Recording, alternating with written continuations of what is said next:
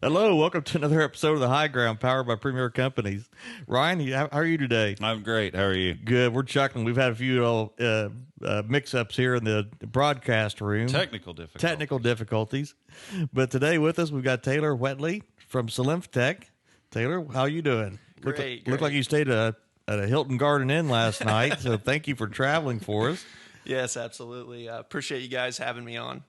So tell us a little bit about... this is cutting edge technology. So tell us a little bit about first yourself and then about Solinftec. Yeah, absolutely. Born and raised north of West Lafayette in Fowler, Indiana. Grew up on a farm, but I've always had an interest in ag technology and business and applying that. So about 4 years ago, Solinftec actually set up their U.S. headquarters in West Lafayette, Indiana, and that's when I came on there. And just a little bit of kind of high-level background on the company. Pretty new to the U.S. market. However, international, we've been around for around 15 years and actually got our start down in Brazil on these sugarcane operations. So a group of founders, very engineer-based group, started the company, and what they set out to do on sugarcane to start was really automate the mills. And after they did that, they actually realized the issue there was the flow of the sugarcane to the mills. So coordinating harvesters, wagons, and everything that comes with that. So from that, we built a solution that's focused on attacking efficiencies equipment-wise. So we built a lot of solutions really within sugarcane, but really one of the main ones is based around that workflow of coordinating wagons in order to keep that most expensive asset, the combine, moving. So using AI and everything that comes with that led to us building really a number of solutions with sugarcane. That's a crop up here we're not familiar with. So you remove the entire plant, right? So Solinftec, when they started, they fixed the mill, and then they went to the field and figured out how to get more consistent product in, so you don't get backlogs at the mill and things like that. Exactly. Yes. Okay. So managing that flow altogether through using AI and recommending really when you would dispatch a wagon to keep that harvester moving, and just coordinating all of that.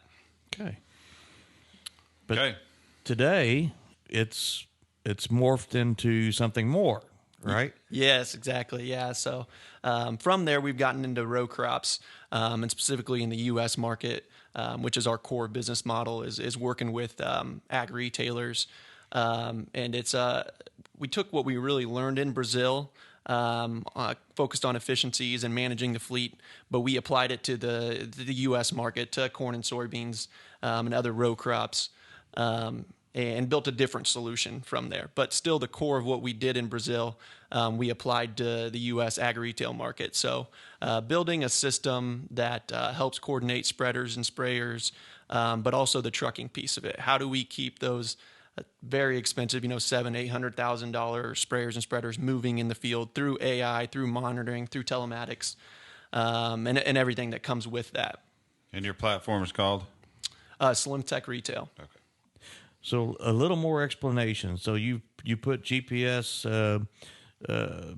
so you could basically coordinate them all through tracking. Through tracking, thank you, and then you pick the right route or the right time. So it's almost like a dispatch type software. Yes. Dispatch is a piece of it. I like to think of it really as an asset management tool.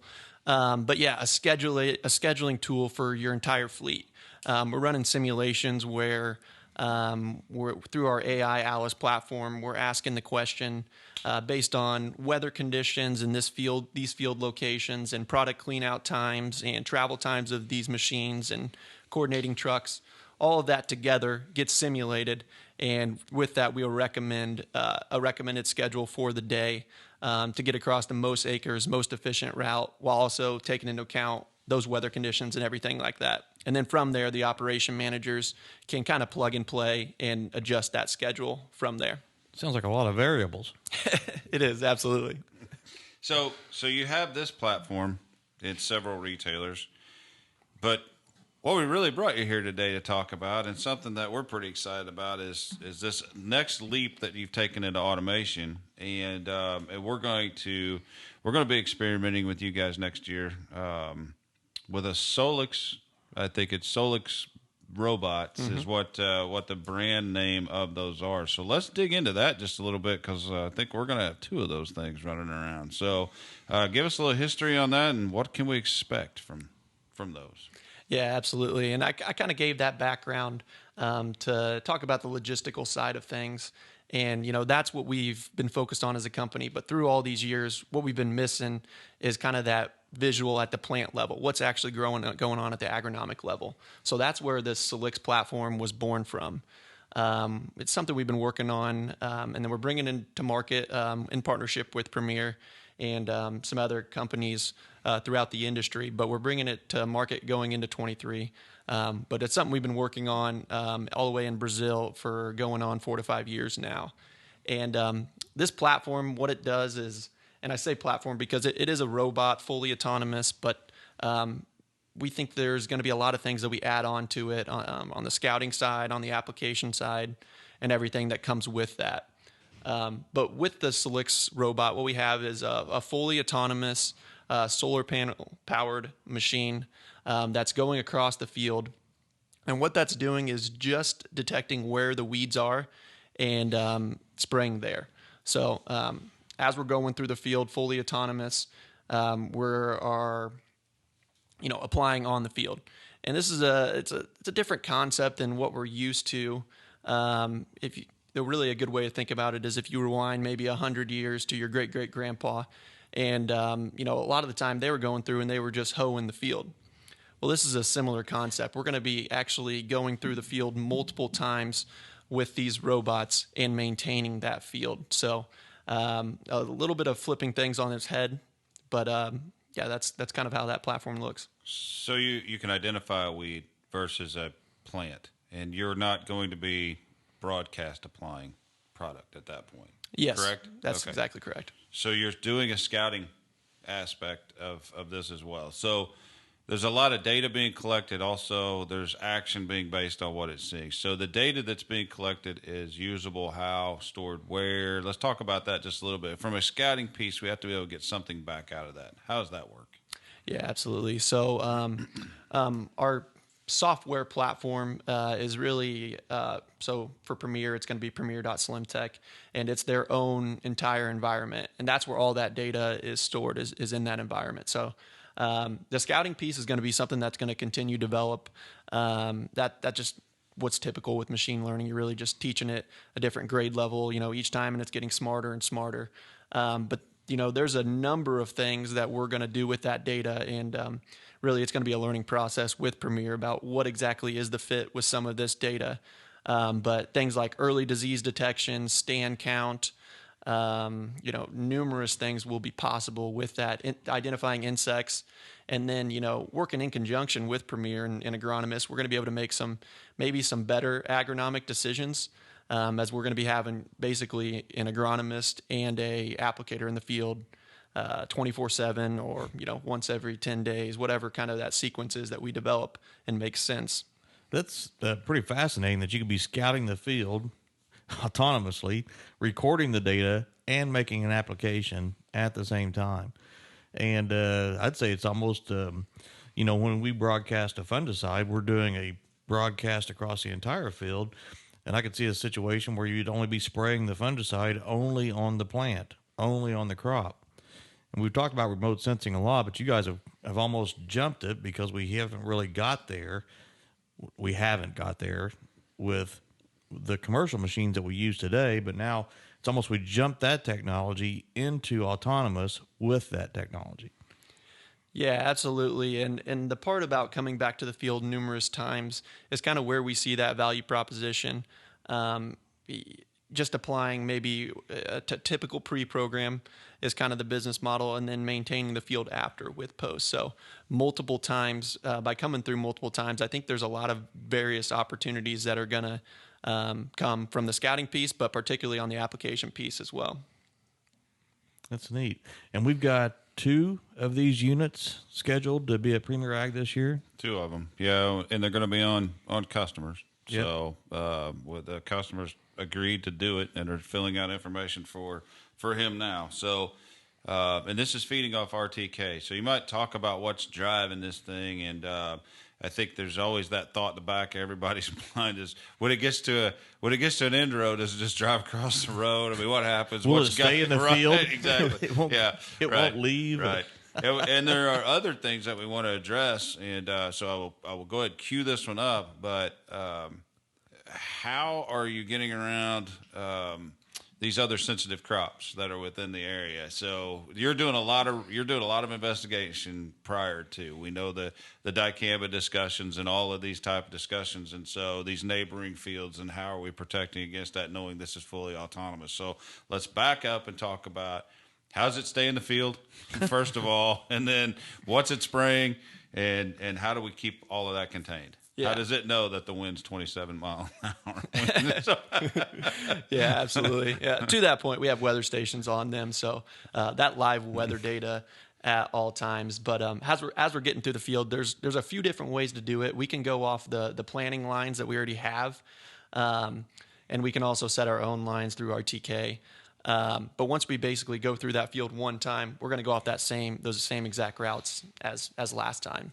And each of these applications is referred to as a mission. So we're setting a mission for the robot, and it's going through the field and doing that mission. If we have fields that are close together, say, they can just get from one to the other via waterway, we can just set that as mission 1, mission 2. We'd cross that field and go to that. But in particular, on the sensing side, we have quite a bit of sensors. It's around 14 sensors and cameras and different things on this, taking into account the safety piece of it. So one, we have live monitoring of it through our software, through the Premier webpage, where they can see where it's at as it's going through the field. And then if it's stopped in particular, we can actually look through the robot with our camera that comes down there, one of the cameras, and we can see what's there. So say if a deer walked in front of it for some reason, it would stop. If for some reason my truck won't. That'd be handy. I want that. Yeah, I need that. I needed that earlier this week, actually. Yeah, so that's a big value prop for your farmers that are big hunters. You got a live camera going through the field, seeing where the bucks are at. We're going to do game scouting. Can't wait to hear from DNR over this. What is that? Nothing. Yeah, nothing to see here. We'll go back to. We were already making practical applications. Yeah, exactly, with gun mounts. So can we take the weather station off and put a gun? But so back to the automation. So I guess the robot just rests. It kind of parks itself. It does its application. It's mission complete, and then it just kind of parks itself, recharges, and gets ready for the next mission. Exactly, yeah. So we'll have a home base that we'll set up, maybe a corner of the field, maybe if they have a little set aside somewhere, whatever that makes sense based on the location. And it kind of depends on the fields or singular field that we're doing in that instance. It's like the Mars rover. I mean, this is pretty neat that it's going to be out there by itself. Obviously, you'll be monitoring it. Got lots of cameras, lots of sensors. But it'd be out there parked by itself, waiting for the right weather conditions to go spray. Yep, that's correct. And with the energy side, so we're recharging via the solar panels. So really the interaction, from the Solinftec side, in conjunction with Premier, we have our service team that's going to be help supporting this, obviously, because it's new technology and we want to be very close to it. But also some of the Premier team, we're still kind of working through this, but we'll be working in conjunction with them on refilling the tanks and things like that. So that's going to be a process of making sure that the tanks are full when it's empty, and that's that human element, the interaction that we'll have with it there. I mean, I guess it stops when it figures out it's empty. Correct, yeah. And it would return to that home base, yeah. Oh, okay. Yep. All right, very nice. Very nice. What's the weatherproofing on this? Because, I mean, I kind of envisioned that it would go back to whatever home base is and pull in under something, but you don't want it to do that because that's how it charges, correct? Or am I wrong on that? Yeah, so we to recharge we need sunlight. So I guess parking under a tree would limit the recharging some. So we'll want to be where you have access to the sun. But Okay. you know, also as we're going through the field, we're recharging too. So Sure. just because it's parked doesn't mean that's when it's got to be recharged. Okay. All right. We probably don't want this right next to a road somewhere because it's going to look pretty wild with if somebody's driving down the road and they see the robot out there driving around. How tall is it? So it's kind of 6.5 foot, I would say. I mean, I can stand under it. Oh, wow. Yeah, it's going to grab some. It's going to grab some attention. Yeah, you may have a crowd watching from the street, depending on where we're at here. Thus, the deer stand on top. Right. Gosh. Unbelievable. So with it, how wide of a pass does it make when it's spraying? So we have 40-foot booms on the front. Wow. And with that, we have 6 cameras. So those are the cameras that are detecting where the weeds are at. Real light booms on the front. Yeah. We'll get a picture and put up while we're going through this to get a visual for. We'll link it because I know there's Absolutely. a couple videos of them. So Yeah. what's the capacity on the spray? So we have 2 dual tanks, so 20 gallons on each side. So it's a much smaller capacity than we're used to, but really is complementary to the amount that we'll be using. The post-directed, basically. Correct. Yeah, Exactly. you'll be using nearly as much volume per acre. Exactly. I got to think about the tires, right? So the machines we have, you won't need the type of tires that we have on those. Has it got fairly all-terrain or 4-wheel drive, or what propels it through the field? Yeah, absolutely. So front wheel drive there, and they're pretty beefier tires, maybe a foot tall, not real tall tires, but there's something that we find can make it through the field pretty easily. They don't have to be massive because of the weight of it. It's not a super heavy machine. It's around 1,100 pounds. So it's a lot lighter. So with that, we think we can get in sooner. Depending on weather conditions and how much rain, maybe we can get in before larger rigs. Plus, it probably doesn't need to go fast either, right? Because you're just spraying the weeds, and it's not like it's got a flow meter that has to be going a certain speed to get through the nozzle. That's pretty fascinating. Anything else you want to tell us about? I mean, we're pretty excited about it. We had 2. It wasn't hard to find.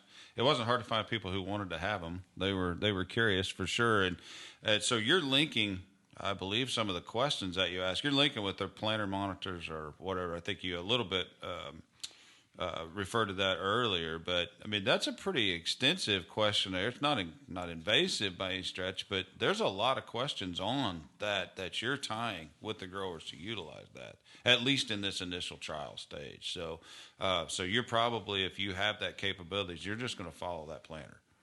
Correct. Yeah. Yeah. That's the simplest way to do it. We have other ways to do it. But yeah, that's the idea there. And just kind of to your first question, things to add to this is this is an ongoing thing. Like I said before, we really view this as a platform and something that's going to grow over time. There's going to be other sensors that we can add to it to gain different insights and make different agronomic decisions and things like that. When you're having a machine in the field that much and as a tool to the agronomist with all that data, I think it's just the tip of the iceberg there. But we're really excited to work with Premier on this and kind of learn together. So how many will you have out next summer? So we will have, particularly in North America, we have kind of a separate business model down in Brazil. That's more scouting based. Meanwhile, in the U.S. and Canada, it's more application based. And with that, we'll have 10 up in Canada, and then we'll have 20 in the U.S. market. And that's particularly focused in the Midwest in the U.S. market on corn and soybeans.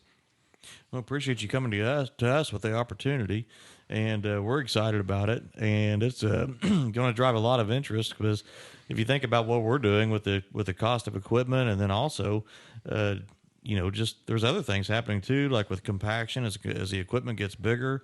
There's a lot of things that we can benefit from having a smaller machine in a field, and obviously being able to scout and make an application at the same time will be a first. Yeah, absolutely. We're excited. Like I said before, we're excited to work with it with Premier and to see where it goes. Okay. All right. Appreciate it. Thank you. Sal, you got anything else? No, that's it, Taylor. Thank you very much. I know I got more questions. I'm not sure what they are.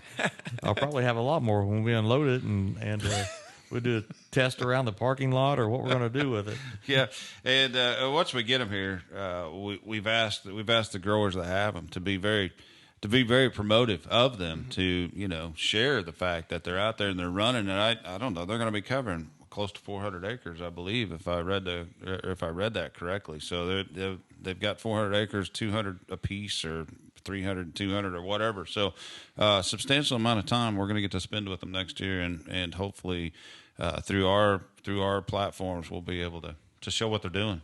And it's a neat opportunity for us. So do you have anything else for us?